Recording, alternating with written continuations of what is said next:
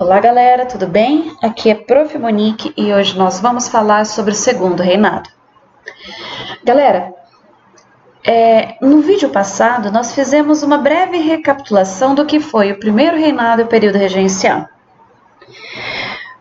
Alguns de vocês devem ter se perguntado por que novamente nós vamos retomar esse assunto.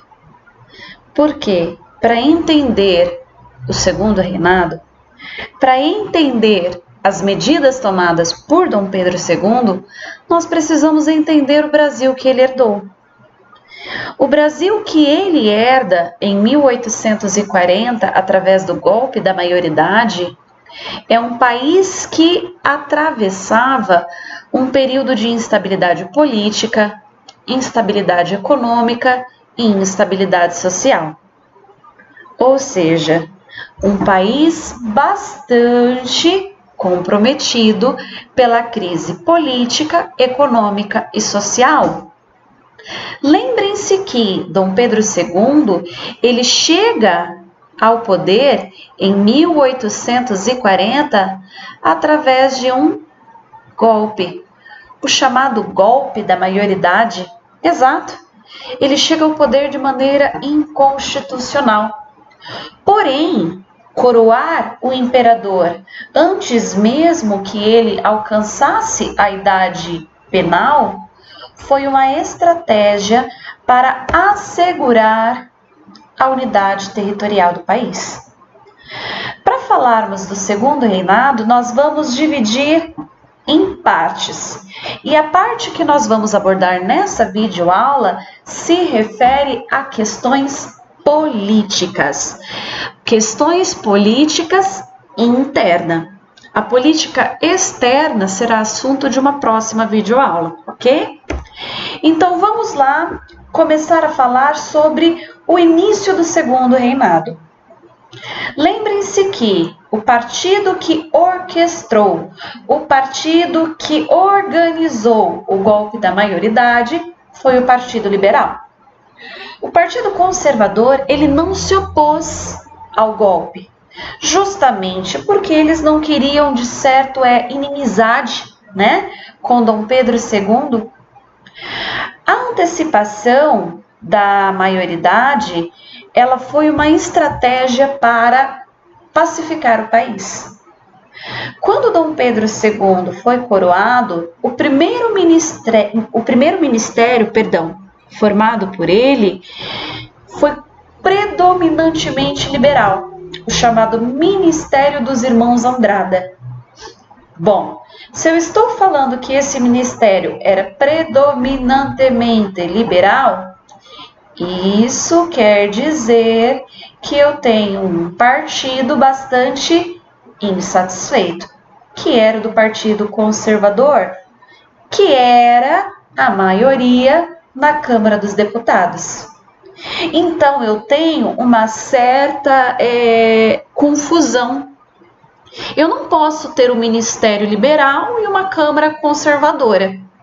Por essa razão, foi convocada novas eleições. Os liberais queriam ser maioria na Câmara dos Deputados. Por essa razão, em período eleitoral, eles fizeram uso de vários artifícios. Opa, vamos esperar a moto passar. Aí. Eles fizeram uso de vários meios ilícitos para conseguirem votos. Fraude, violência. A violência predominou.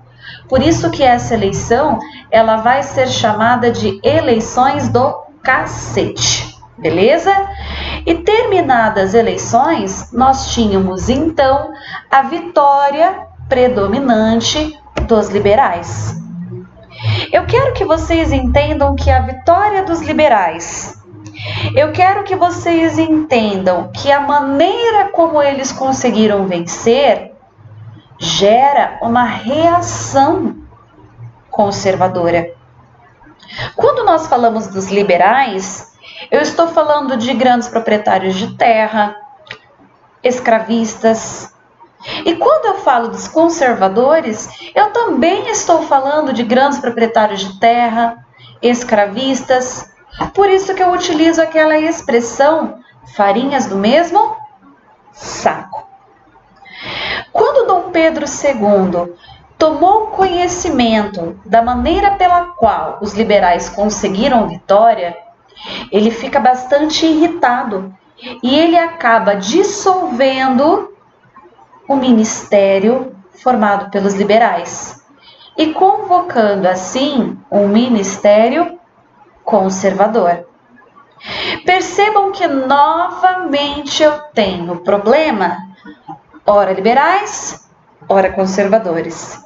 E no momento em que eu tinha os liberais no poder, eu tinha os conservadores irritados e vice-versa.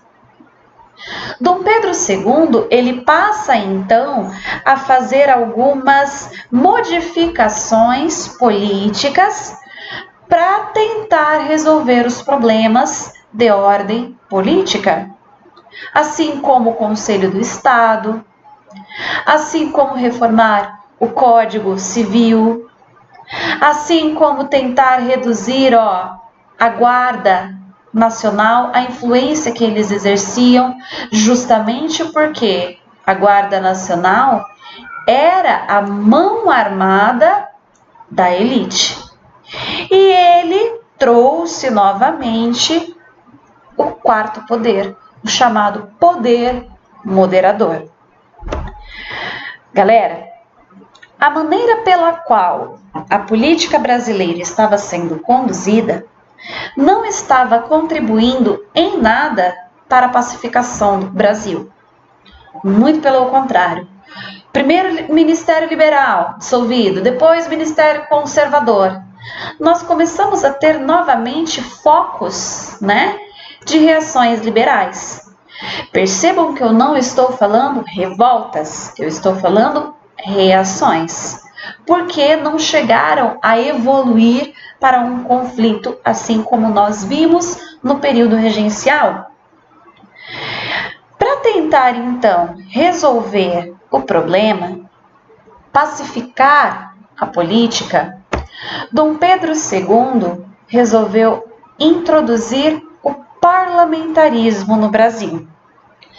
Galera, quando eu falo do parlamentarismo, é muito importante que vocês se lembrem da Inglaterra, o primeiro país a utilizar esse regime. E quando eu falo do parlamentarismo, a ideia seria essa daqui, O rei reina, mas não governa. Lá na Inglaterra, eu tenho a convocação de eleições através de maneira direta. O povo vai às urnas e, através do voto, formam o parlamento. O parlamento nomeia, então, o primeiro-ministro. E o primeiro-ministro, ele vai exercer, então, o poder executivo. Beleza? O rei não vai exercer nenhum dos poderes. O rei, ele passa a ser uma figura muito mais ilustrativa. Aqui no Brasil, por mais que eu tivesse como objetivo introduzir o parlamentarismo, ele não vai ser da mesma maneira que o inglês. Por isso que nós chamamos o nosso parlamentarismo de às avessas. Por quê? O primeiro-ministro, ele não vai ser escolhido pelo nosso parlamento. O primeiro-ministro, ele vai ser nomeado, ou ele também poderia ser exonerado pelo imperador. O primeiro-ministro, assim como na Inglaterra, ele vai exercer o terceiro poder, o chamado poder executivo. E o nosso imperador, ele vai ficar com o quarto poder, o chamado poder moderador. Lembrem-se que é este poder que dá a ele, imperador, o direito de veto. Então eu quero que vocês observem esse esqueminha para vocês entenderem o funcionamento, a dinâmica do nosso parlamentarismo. O imperador, ou seja, Dom Pedro II, escolhe o presidente do Conselho de Ministros, que lá na Inglaterra era chamado de primeiro-ministro. O imperador, através do seu poder moderador, ele também nomeia o Conselho de Estado, assim como ele também nomeia o Senado. O primeiro-ministro, ou seja, o presidente do Conselho de Ministros, marcava e comandava as eleições. E essas eleições, elegiam a Câmara dos Deputados. A Câmara dos Deputados aprovava ou não as decisões do primeiro-ministro. E esse primeiro-ministro, ele presidia o Conselho de Ministros. A observação que eu quero que vocês façam aí no caderninho de vocês é que no Brasil o voto, ele era um voto censitário. Lembrem-se que era necessário a comprovação de renda para votar, assim como também para ser votado. Percebam então que apesar de termos o mesmo regime, ou seja, parlamentar, o funcionamento, a dinâmica do nosso parlamentarismo é ao contrário do inglês. Enquanto na Inglaterra eu tenho eleições diretas para a escolha do parlamento, e eu tenho o parlamento escolhendo de maneira democrática, vamos dizer assim, o primeiro-ministro, aqui no Brasil, o primeiro-ministro ele era escolhido, nomeado por Dom Pedro II. Por mais que, e é muito importante vocês lembrarem disso, por mais que o nosso parlamentarismo ele foi diferente, ele foi ao contrário, ele trouxe sim consequências positivas para a nossa política. Eu quero que vocês pensem no Dom Pedro I. O Dom Pedro I, ele exerceu 2 poderes. O poder moderador, assim como também o poder executivo.